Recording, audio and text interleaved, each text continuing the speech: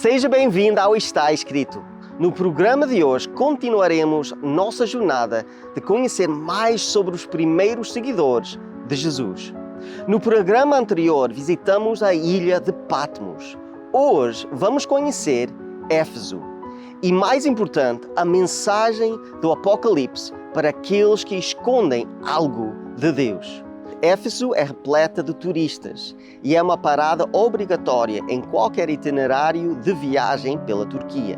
Depois de mais de um século e meio de escavação, as estruturas recuperadas e renovadas são testemunho de uma importante cidade greco-romana da antiga Ásia Menor.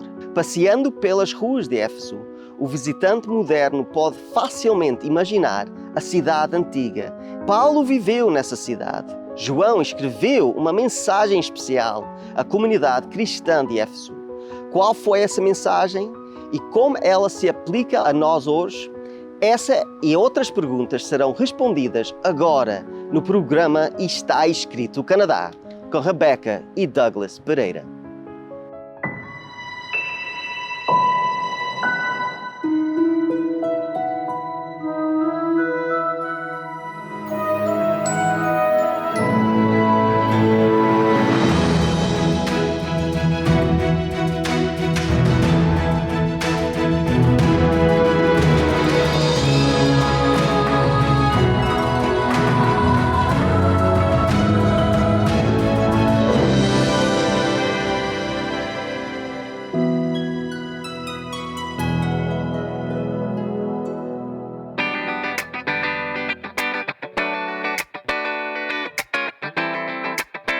Éfeso está situada perto da costa do Mar Egeu, a leste e um pouco a norte da ilha de Samos e aproximadamente a 65 quilômetros ao sul de Izmir. A cidade moderna de Selçuk está localizada na área geral da antiga Éfeso. Na antiguidade, Éfeso era um dos maiores portos do mundo. Éfeso era uma cidade vibrante, de mais de 250 mil habitantes, a quarta maior do Império, depois de Roma, Alexandria e Antioquia. Se você contar os comerciantes, marinheiros e peregrinos que sempre iam ao templo de Ártemis, esses números são ainda maiores, o que significa que Éfeso você podia encontrar a diversidade multicultural do mundo mediterrâneo. Éfeso foi tão importante e rica que seu templo de Ártemis era maior da terra e uma das 7 maravilhas do mundo antigo. Uma visita à antiga Éfeso deve incluir passeios para vários locais interessantes: a Basílica de João, o Templo de Ártemis e a Caverna dos 7 Dorminhocos. A Basílica de São João foi construída no século VI e acredita-se estar no local exato onde João, o autor do livro de Apocalipse e do Evangelho de João, foi enterrado. A cidade era o lar da deusa da fertilidade Ártemis, ou Diana, que toda a Ásia e o mundo adoravam fanaticamente. O magnífico templo dedicado à deusa era o orgulho dos cidadãos de Éfeso. Foi contado entre as maravilhas do mundo antigo. O santuário interno do templo de Diana foi um depósito de segurança para uma enorme quantidade de objetos de valor. Isso fez do templo um dos centros financeiros mais importantes do mundo antigo. William Barclay declara: o templo possuía o direito de asilo, ou seja, se alguém cometesse um crime e pudesse chegar ao recinto do templo antes de ser preso, ele estava seguro. Assim, o templo abrigou a coleção mais seletiva de criminosos no mundo antigo. Somente a base e uma coluna permanecem deste templo, que provavelmente mediu 115 metros de comprimento, 55 metros de largura e 18 metros de altura. Localizado em Selçuk, o Museu de Éfeso exibe muitos achados espetaculares das escavações em Éfeso e das áreas circunjacentes. O Museu Éfeso contém artefatos das casas terraços de Éfeso e do templo de Ártemis, incluindo balanças, caixas de joias e cosméticos, bem como moedas, bens funerários e estátuas antigas. As 2 estátuas, busto de mármore de Ártemis na Galeria 8, são trabalhos muito finos. Os achados do cemitério de um gladiador são exibidos aqui também. Também vale a pena ver o friso do Templo de Adriano na Galeria 9, que é dedicado ao culto imperial. Lá encontra-se 4 amazonas heroínas com seus seios cortados.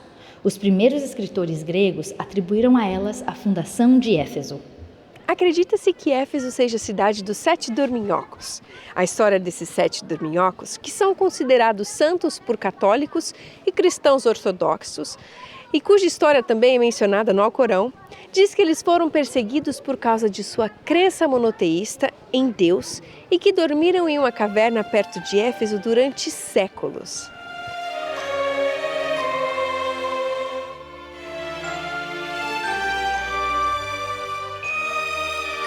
Andando na entrada superior da cidade, pelo portão Magnésia, você ficará surpreso com vistas incríveis.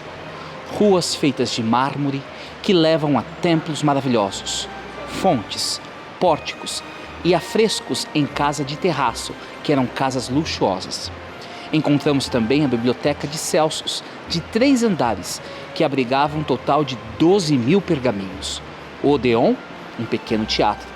O Templo de Adriano, dedicado ao culto ao imperador, bem como o Grande Teatro, que originalmente tinha capacidade para 25.000 pessoas. A cidade de Éfeso é prova e testemunho da grandeza e proeminência de uma civilização antiga. Pérgamo era a capital oficial da província da Ásia, mas Éfeso era, de longe, a sua maior cidade.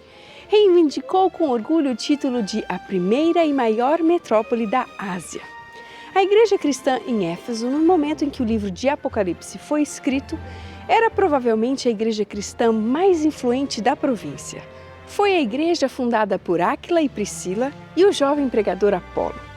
Paulo trabalhou em Éfeso por cerca de 3 anos e ele dirigiu a sua carta, que conhecemos hoje como Efésios, a esta igreja. Foi nessa cidade que foram conquistadas algumas das maiores vitórias do Evangelho. Apesar da notória reputação da cidade, a igreja em Éfeso cresceu rapidamente. Mais tarde, Timóteo e João, o apóstolo, passaram muito tempo no ministério aqui. Às vezes, dizemos que é difícil ser cristão em uma civilização moderna, industrial e competitiva. Lembremos-nos de Éfeso e lembremos-nos de que ali haviam cristãos.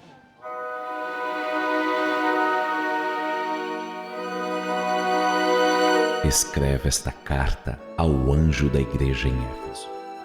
Esta é a mensagem daquele que segura na mão direita as 7 estrelas, daquele que anda entre os 7 candelabros de ouro. Sei de tudo que você faz.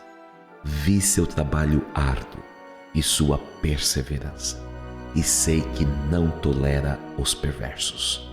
Examinou as pretensões dos que se diziam apóstolos, mas não são, e descobriu que são mentirosos. Sofreu por meu nome com paciência, sem desistir. Contudo, tenho contra você uma queixa. Você abandonou o amor que tinha no princípio. Veja até onde você caiu. Arrependa-se e volte a praticar as obras que no início praticava. Do contrário, virei até você e tirarei seu candelabro de seu lugar entre as igrejas. Mas há isto a seu favor: você odeia as obras dos nicolaítas, como eu também odeio. Quem tem ouvidos para ouvir, ouça o que o Espírito diz às igrejas. Ao vitorioso darei o fruto da árvore da vida, que está no paraíso de Deus.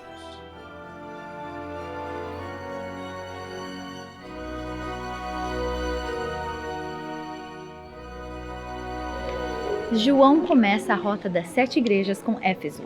De todas as 7 cidades, a mais próxima de Patmos.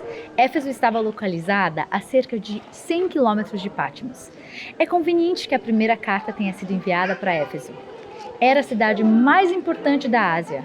Se as tradições sobre João estão corretas, seu coração teria acelerado ao saber que a primeira das 7 cartas estava destinada à igreja em Éfeso, pois acredita-se que ele próprio foi bispo lá por muitos anos. Na carta, a igreja é elogiada pela sua ortodoxia, repreendida por não ter amado e desafiada a se arrepender e retornar ao seu forte fundamento original. Nesta carta é claro que Cristo está intimamente preocupado com seus seguidores e se importa com eles como ele se importa com você. Na carta para Éfeso, Jesus segura 7 estrelas, ou seja, os líderes nas igrejas, e caminha entre os 7 candelabros de ouro, as 7 igrejas da Ásia. As palavras segurar e caminhar em grego estão no presente particípio contínuo, indicando a ação do Senhor é contínua. O verbo kratel tem a nuance de não apenas segurar, mas também agarrar ou exercitar o poder, enquanto o pirapatel dá a sensação de andar. Isso significa que Cristo vive entre suas igrejas terrenas, com o seu povo, e que ele tem total controle sobre a igreja. Se a igreja se submeter a esse controle, nada dará errado. E mais do que isso, nossa segurança descansa no fato de estarmos nas mãos de Cristo. Assim, cumpriu sua promessa aos discípulos de estar com eles, sempre até o fim do mundo. Por esta razão, você e eu podemos descansar em paz, sabendo que Cristo está conosco, mantendo-nos e sustentando-nos em cada passo do caminho. Nada temos a temer quanto ao futuro, a menos que esqueçamos a maneira em que o Senhor nos tem guiado e seu ensino em nossa história passada. Como alguém que caminha no meio das igrejas, Cristo pode dizer: conheço seus feitos. Essas são as primeiras palavras para cada igreja. Sua admoestação é de aquele que conhece plenamente os problemas de cada igreja, portanto, é capaz de recomendar uma solução adequada e efetiva. Cristo sabe que as ações não são tanto atos separados, quanto são uma maneira geral de viver. Os 2 substantivos que se seguem, trabalho árduo e perseverança, dão os lados ativos e passivos desse estilo de vida. Os efésios tinham trabalhado até o ponto de exaustão e levaram pacientemente à hostilidade de uma sociedade em desacordo com seus objetivos e esforços. Do mesmo modo, o Cristo exaltado sabe o que se passa entre o seu povo. Ele sabe o que acontece com você e comigo. Nada passa desapercebido diante dele. Ele ama e se preocupa com você. A avaliação de Jesus sobre a igreja em Éfeso é muito positiva. A igreja é elogiada por grandes 2 qualidades: trabalho árduo, intenso e paciência. Os membros lá não se cansaram.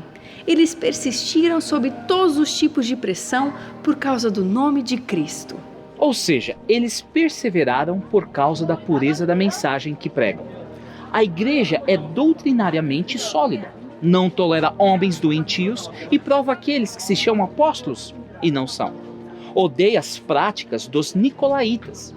Uma tradição, com o apoio de alguns dos primeiros pais da igreja, identifica os nicolaítas como seguidores de Nicolau, que foi um dos 7 homens selecionado para servir a igreja em Atos 6:5, mas depois se tornou um professor herético. Para este grupo de hereges, não havia problema ceder princípios cristãos, e promovia entre a irmandade cristã que não há nada de errado com uma conformidade prudente com as práticas pagãs. Os cristãos na Ásia estavam evidentemente divididos em relação aos problemas. O envolvimento nas festas religiosas pagãs na Ásia exigia comprometer a fé das crenças religiosas. Do outro lado estavam aqueles que defendiam o corrompimento. Tais ensinamentos permissivos e má conduta eram características típicas dos Baalamitas em Pérgamo e da mulher perversa Jezabel na igreja em Tiatira, que fez com que os cristãos praticassem a imoralidade e comessem coisas sacrificadas aos ídolos. Poderia ser que os nicolaítas e aqueles que realizavam o ensinamento de Balaão e de Jezabel referem-se a 3 grupos de falsos professores com o mesmo ensinamento permissivo de corrompimento, que causaram tanto dano às congregações locais na Ásia. Tudo isso indica, como Barclay sugere, que os nicolaítas provavelmente ensinavam que os cristãos são livres do cumprimento de toda a lei e podem viver como quisessem. Eles perverteram o ensino de Paulo e transformaram a liberdade cristã em uma licença cristã.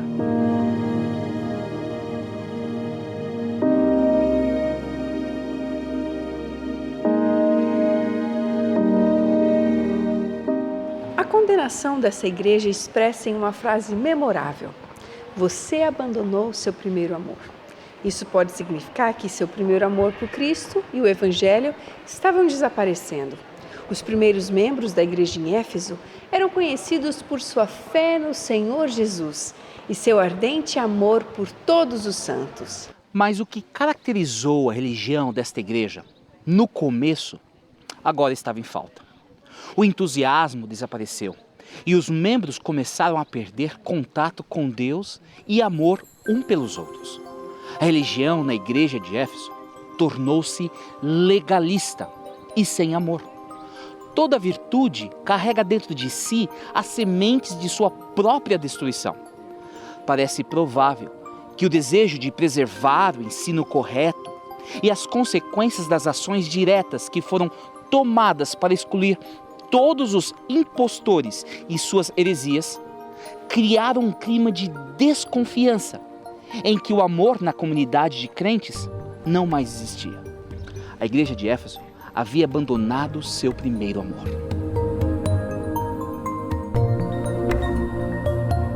Seja qual for o pecado, é necessário arrependimento. Na verdade, todas as igrejas, exceto Esmirna e Filadélfia, são chamadas ao arrependimento. É possível escapar gradualmente sem perceber o que está acontecendo. Algo que pode ajudar é lembrar-nos dos primeiros dias. O imperativo grego está no presente, com um significado de continuar lembrando, guardar na memória. O segundo passo é arrepender-se. No grego, aoristo aponta para uma ruptura brusca com o mal. Os cristãos nunca podem brincar com o mal, deve haver uma separação enorme com ele. Mas o cristianismo não é basicamente negativo. E o terceiro passo é fazer as coisas que você fez no princípio. As obras realizadas em seu primeiro amor. O amor que Jesus pede não é uma amabilidade não discriminatória, mas uma atitude em relação aos irmãos que se expressa em atos amorosos.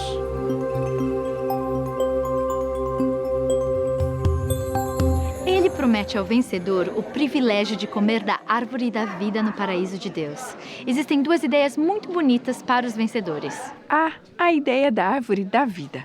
Isso faz parte da história do Jardim do Éden. No meio do jardim havia a árvore da vida. Ela era a árvore pela qual Deus compartilhava vida e eternidade aos seres finitos, aos seres criados, o ser humano. Após a desobediência de Adão e Eva, ao comerem do fruto proibido da árvore do conhecimento do bem e do mal, a humanidade foi introduzida ao pecado. Agora o ser humano não poderia ter acesso à árvore da vida. Caso contrário, viveriam eternamente em pecado e sofrimento. Por isso, Adão e Eva foram expulsos do Éden. A segunda é a ideia do paraíso. E o próprio som da palavra é adorável. O paraíso de Deus no Apocalipse simboliza o estado escatológico em que a terra e o povo são restaurados para a condição perfeita que existia antes da entrada do pecado ao mundo. Ao vencedor, em Éfeso, é prometida uma casa permanente no Éden restaurado, no qual ele ou ela vai compartilhar o dom da vida eterna que Adão e Eva desfrutaram antes da entrada do pecado no mundo.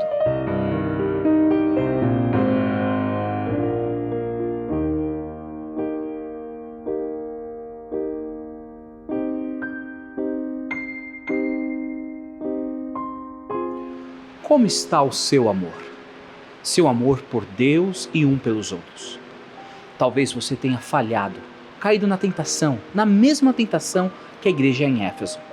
O zelo sem amor leva ao legalismo. No entanto, amor sem zelo é indiferença. Aqueles que seguem o exemplo de Cristo e vivem seus ensinamentos terão amor e zelo interconectados e inseparáveis. E isso os levará à semelhança de Cristo. Talvez você tenha se submetido a uma tentação diferente. Você prestou atenção e aceitou as vozes que o levaram a corromper seus princípios. Você disse sim quando na verdade deveria correr. O pecado, não importa a sua cor ou nome, é pecado e requer arrependimento. Hoje é o dia de tomar esta decisão. Não amanhã, mas hoje. Não corra o mesmo risco de perder seu lugar no reino de Deus, como a igreja de Éfeso enfrentava. A remoção do lugar entre os candelabros, a menos que houvesse arrependimento. A graça ainda está disponível. A graça do perdão está ao seu alcance. A graça que abraça você e faz você reviver ainda está disponível. A porta da misericórdia ainda está aberta para receber você. O trono da graça está esperando por você. Não resista. Não demore a decidir. Aceite o convite de Cristo e esteja presente com os seus santos, que comerão da árvore da vida em um novo céu e uma nova terra, que Deus está preparando para aqueles que aceitam a sua graça.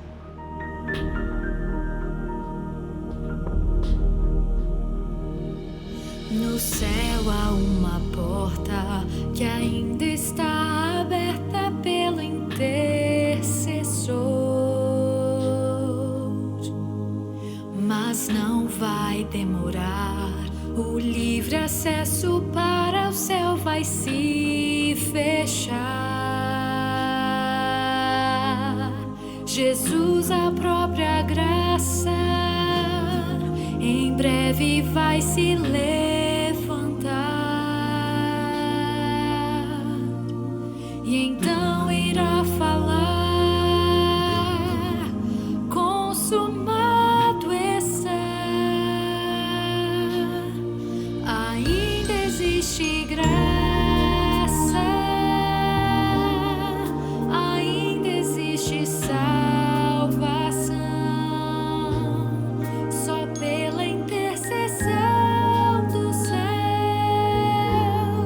a porta não fechou. Jesus no santuário está e espera a sua decisão, pois breve o conflito findará e o céu selado estará.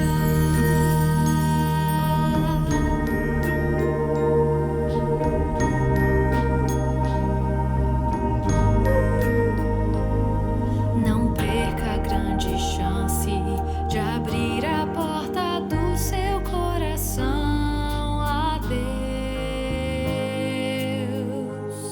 Jesus só vai bater sem sua permissão, ele não vai entrar. Não deixe de ouvir o Espírito de Deus falar. Somente Ele tem a chave de Davi. Ainda existe graça,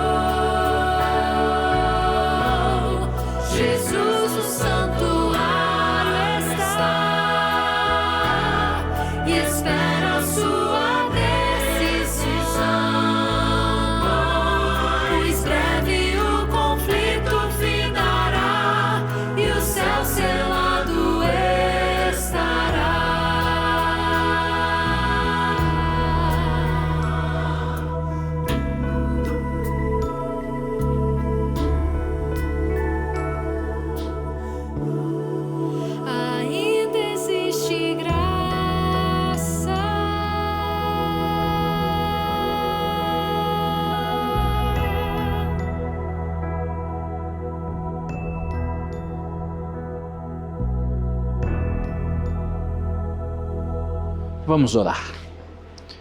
Querido Pai, obrigado porque a porta da graça ainda está aberta. Aberta para mim e para todos aqueles que escutam minha voz. Ainda existe esperança. Não fomos longe demais. E não importa quão longe fomos, o seu amor, através do sacrifício de Jesus na cruz, foi muito mais distante para nos buscar. Nos aceite, nos perdoe e nos purifique. É no nome de Cristo que nós oramos. Amém. Jesus mandou uma mensagem para o povo de Éfeso, mas Ele também tem uma mensagem para vocês. Se vocês querem saber mais sobre os ensinos de Jesus, nós temos um livro para vocês, completamente grátis. É só nos contactar com a informação que vai ser dada agora. Visite o nosso website www.estaescrito.ca. Lá você terá acesso ao programa de hoje, a todos os programas em nosso arquivo e poderá solicitar gratuitamente nossa oferta de hoje. Se desejar, solicite sua oferta gratuita escrevendo para nós. Está escrito Box 2010, Oshawa, Ontário, L1H 7V4. Ou envie e-mail para info@estaescrito.ca.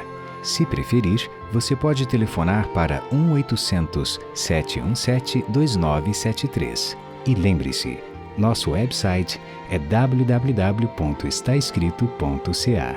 Lá também é possível enviar o seu pedido de oração, registrar o seu testemunho e compartilhar nossos programas através das redes sociais. Agradecemos as cartas recebidas, todos os pedidos de oração e também o apoio financeiro. Infelizmente, nós chegamos ao fim deste episódio, mas tem muito mais para aprender na próxima semana. Então fica conosco e lembrem-se que está escrito: nem só de pão viverá o homem, mas toda a palavra que sai da boca de Deus.